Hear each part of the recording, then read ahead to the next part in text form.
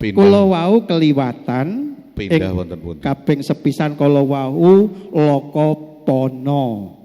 Kaping kalih wau napa kula kesupen.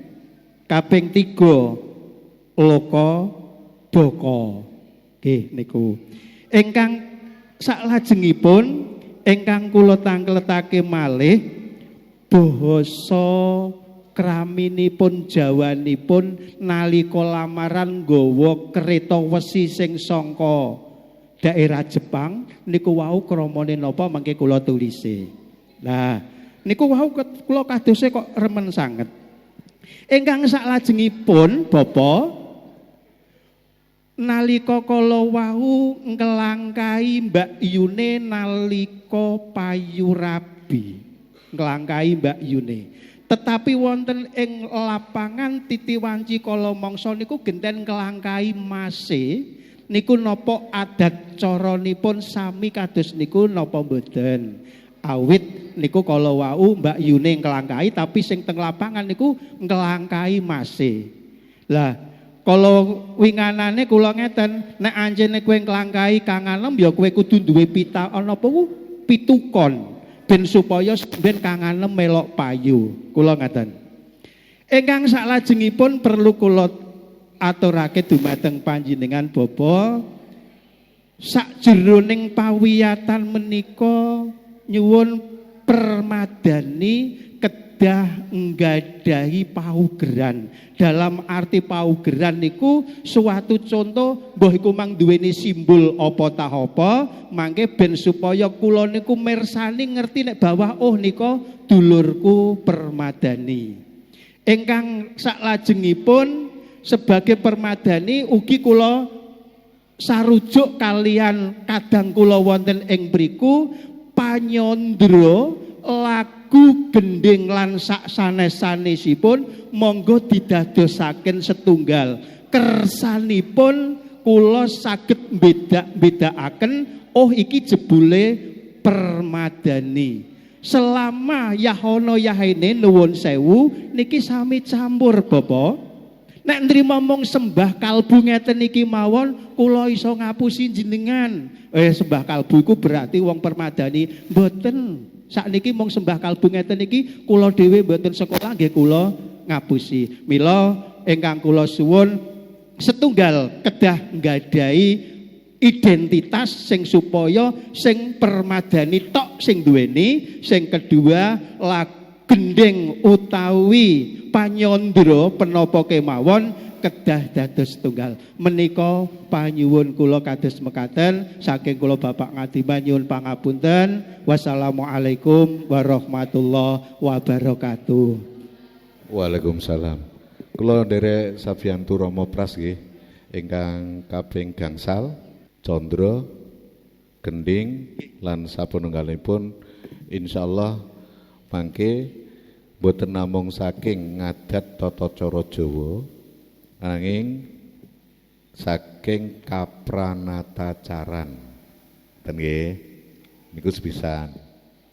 Ingkang kaping sekawan babakan identitas jati diri sepisan wonten simbol utawi logo permadani.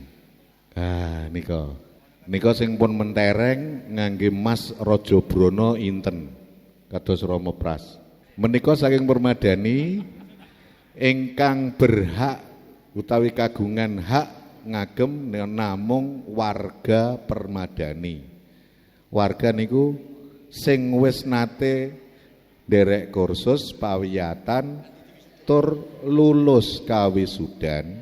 Tondo buktine benjang nek jenengan pun wisuda nika samir ijazah utawi sertifikat partisara lajeng emblem ingkang salajengipun KTA kartu tanda anggota.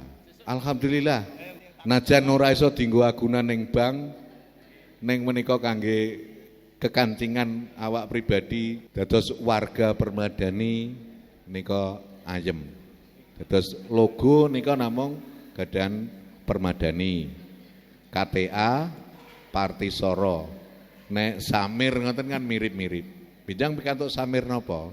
Ngeten. Dados ingkang pitaken angka sekawan gangsal kula Panyitra Permadani DPD Kabupaten Pati sampun derek jawab. Ingkang Loko Madya lan sanesipun wau monggo Rama Pras.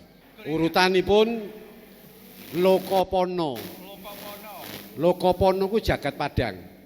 Wit punang jabang bayi linareken saking go garbanipun ingkang ibu mijil wonten ing madya pada mirsani padanging jagat menika winastan Lokopono. Lajeng ingkang angka kalih Lokomadya titah ingkang sampun ngancik kadiwasan saged bentenaken antawisipun kakung dalah putri lajeng tuwuh tresna busana palakrama menika Lokomadya. Lajeng Lokabaka nenggih jaman utawi jagat kelanggengan. Lokabaka menika panjenengan badhe bidal wonten ing jagat langgeng marak wonten ngarsanipun Gusti ingkang murbeng dumadi. Lokabaka. Ya nyandra mobil. Napa? Nyandra kereta besi. Mobil gawenan Jepang. Sri panganten kakung arsa mijil saking rata kencana Caturoda datanpa turangga menika mobil. Rata kencana lah menika karangan kula piyambak. Lho, nanging kangge menika saged. Lah wong regane mobil karo emas malah regane mobil nek sak gram. Menika kula sebat rata kencana menika kan gantose kereta jaman dhisik. Kretane ratu. Menika pinalipit ing rukmi utawi mas kencana. Mila kula nyebat supados ketingal ngegreng. Nggih, anggreng ngegreng.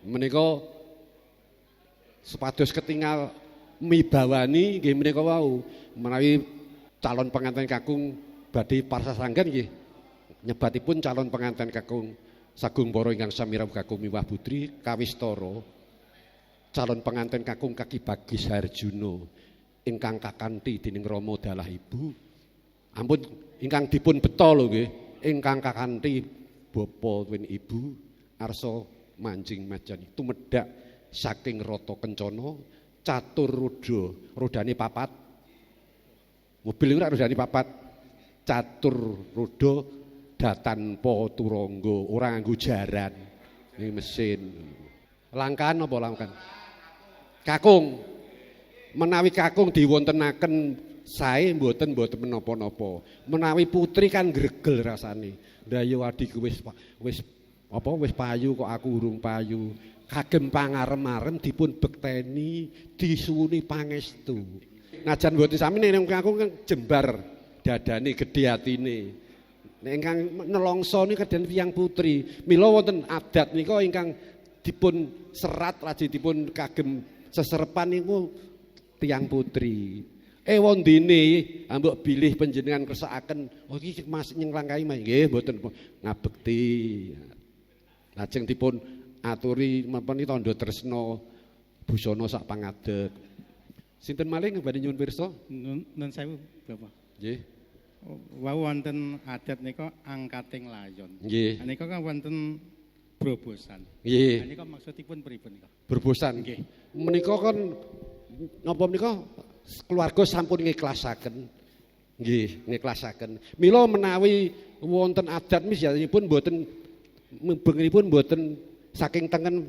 mengiwa ning saking ngiwa menengen awit wangsul mula-mula kene Bu Madi nika ngaten nek wis tiyang mboten pirsa adat nggih pokoke mubeng kok kanan apa ke kiri iki salesipun saking kiring ke nganan Ingkang leres berarti mubenge saking kiwa menengen. Oke.